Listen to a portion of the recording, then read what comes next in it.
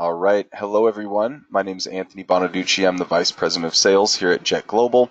And today we are going to be covering part 3 of our solutions overview presented by Jet Global and focus specifically on Jet Budgets, our budgeting solution. So without further ado, let's go ahead and jump in.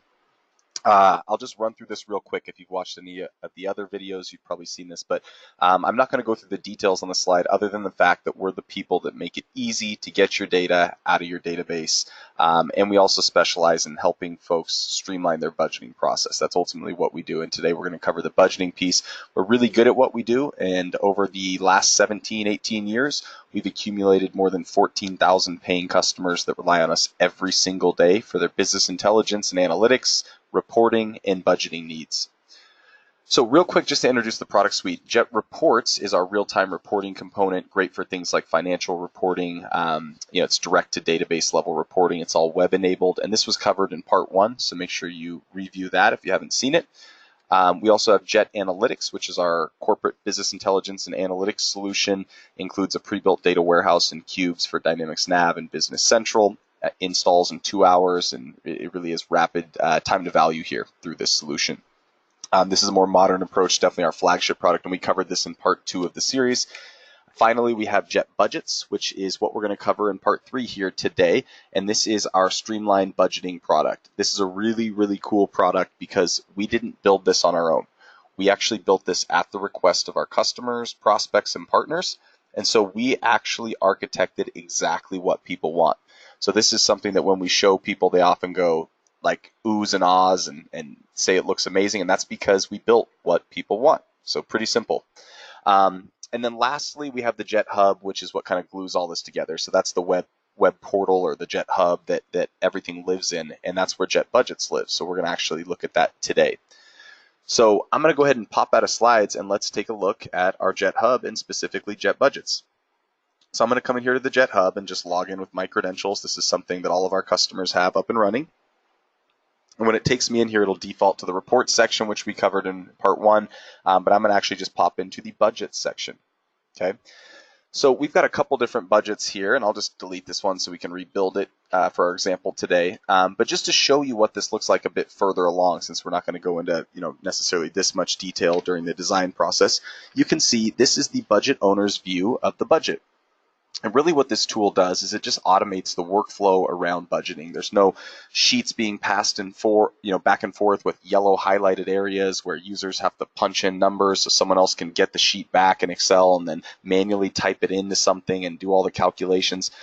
This actually handles all of that process. It handles comments between users, task assignment, user management. I mean, there's so much stuff here. But what's really nice about it is that there's no fat on this solution. Right? There's no extra functionality that you're not going to use. A lot of the complaints we heard about other competing solutions was that A, they're very expensive, and B, they have so much extra stuff that is just overkill. People just want a simple solution to streamline budgeting, and they want it to kind of feel like Excel.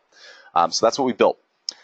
So pretty straightforward. You can see this roll up, and what's really cool, as I mentioned, the task management here, the workflow management. You can see there's pieces of the budget that are approved by the budget owner and the approvers below. You can see there's parts that haven't been started. There's parts that someone's working on.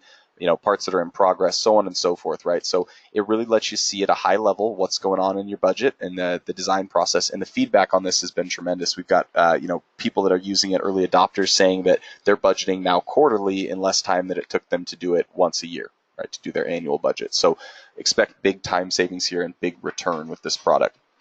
So we see a little bit further along. Let's go ahead and pop in and build something from scratch. So to do that, pretty straightforward. I'm going to click New Budget. I'm just going to call it Budget 2019 just for example's sake. This is our 2019 corporate budget, and you could put whatever you want. I'll select Dynamics NAV since I'm more familiar with the chart of accounts in our sample database, but you can use Business Central, NAV, GP, whatever you need. And we'll pop in, I'll grab just a company, and since we're doing 2019, I'm just going to select the full year for 2019.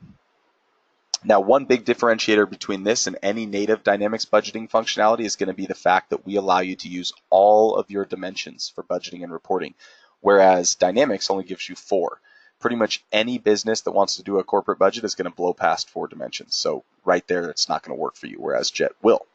So we'll click Create, and what this is going to do is create our budget. Now we see in the budget owner's view, there's not really anything there yet. We haven't worked on the budget, but we can see our dates and we can see kind of the placeholder for our total budget.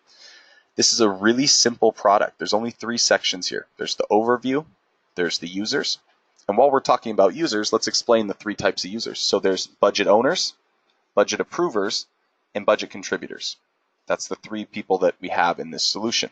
You're going to get unlimited users with this product if you're on a recent version of Jet, as it adheres to your unlimited viewers.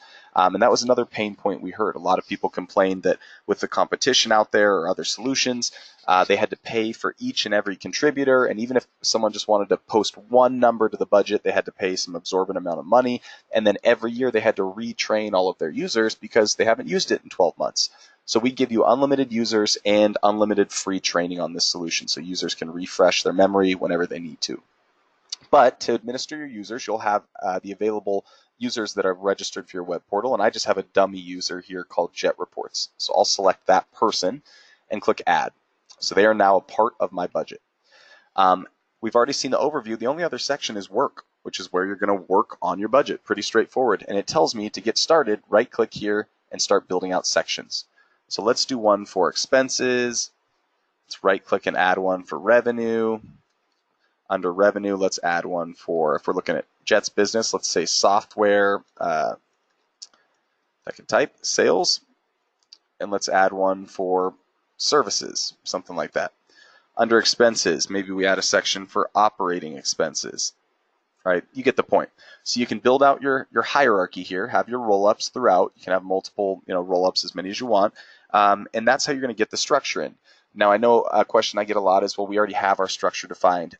So all you're going to have to do the first time you use this tool is just kind of recreate your structure, and then moving forward every year or quarter or month after that, you can just copy your budget structure over. So you do need to kind of enter it once, but that just takes a little bit of time.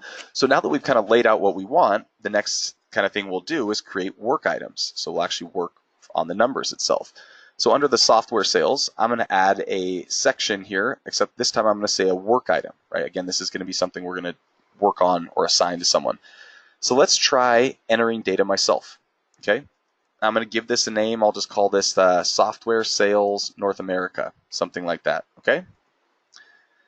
Now, as the budget owner, that's the person that's going to map this to the correct account. So he or she knows when the contributor contributes their input, it goes to the right place in the budget, right? So we'll come through here and we'll say, okay, sales for North America and discounts for North America. You can see it's building my template. Then I'll go ahead and add some filters. I'll do one for department and say sales. And I'll also add one for customer group here to split it out by our different size business that we do. So I run our SMB business here at Jet, so I'll say small and medium business, okay? Well, this template looks good, so I'm going to click Finish. And now I have 2 options. I can enter the data online in a grid similar to what you see here, or I can enter it in Excel. Now here's the simplest way to explain the fork in the road here. If you just want to do some basic number entry, or you want to say take, a certain amount and grow it by 10%, basic Excel type calculations, you can do it online. If you want a paper trail and you want to break down your logic, I would enter it in Excel. And a good example is, maybe I want to do something like you see here, where I start with all of my salespeople. I start with the amount of days that they're going to be at work in a month, including holidays and weekends. I want to see their average quota, their average sales price per day. So I want to multiply all that together, get some actual numbers here by salesperson, and then I want to take those numbers and add them up and just push that line to the budget. That's when Excel makes a lot more sense, right? So you can kind of do some manipulation, calculations, forecasting, things like that here in Excel. But let's pop back, and for example's sake, I'm just going to enter it online for this one. So we'll see it's brought up our template, and since I'm the one doing this, I'll fill it out with what I want. And maybe I know for North America medium business, we're going to start at 10,000, and I expect that to grow by 10% each month. Well, I can quickly and easily just grab that, multiply it by 1.1, drag it across. Maybe our sales for the small business, we expect to cap at 1,000, and we kind of think that'll stay flat. Just for example's sake, I'm just filling this out quickly. Maybe we think we'll have negative 1,000 in discounts towards our medium business, and we think, again, that might grow hand in hand at 10%. So we'll drag that over, and we'll just keep the small business consistent. So as the sales manager, I can go through here, fill out this stuff, take input from my sales team if I want, and then either save it and come think about it and come back to it later, or just submit it. Since I'm the budget owner, it approved it automatically. But if I had an approver above me, it would go to them for approval, and they could either accept it and approve it or reject it and send comments back as to what they want to see changed. Now, if I look at my overview, we see that we have a section here in the budget that's approved for software sales North America. So you can start to already feel how this comes together. Let's do one other example, but this time let's assign a work item. So under software sales, I'll add a section. I'll go ahead and add a work item. My apologies. And let's go ahead and assign this to someone else.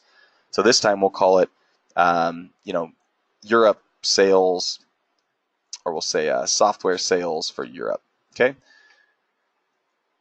Now, same idea. It's going to come in here and have me build this out as the budget owner. So I'll just go ahead and say, let's do that. Let's add our department for sales, because maybe our services department sells things separately. So we want to specify this is revenue from sales or from the sales team. And let's see this by customer group. And maybe we want to assign this to the gentleman at Jet that runs the large business. So we'll do that. There it goes. We'll click next. And now what I'm going to do is specify the approver. So I'll use myself in this case.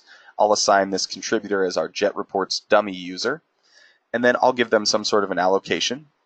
Now keep in mind this doesn't cap them, okay, but it does give them an idea of what you want them to shoot for. You can then write your message here and say, "Hi Peter, please don't wait until the last minute. Please shoot for 20% year-over-year growth in your region. Shoot for 500K, something like that. Last year's numbers are attached for reference." Okay, so we can add our note. Maybe I know Peter is a procrastinator, so I want to give him just through the end of next week and set a reminder at 9 a.m. That's his deadline. I can force Peter to use Excel if I want to see how he gets to his numbers. Otherwise, if I know Peter's one of my senior guys, I'm confident he knows how to do this stuff, I might just say, you know what, up to you if you want to use Excel or the Jet data grid, and then I can add last year's numbers like we talked about.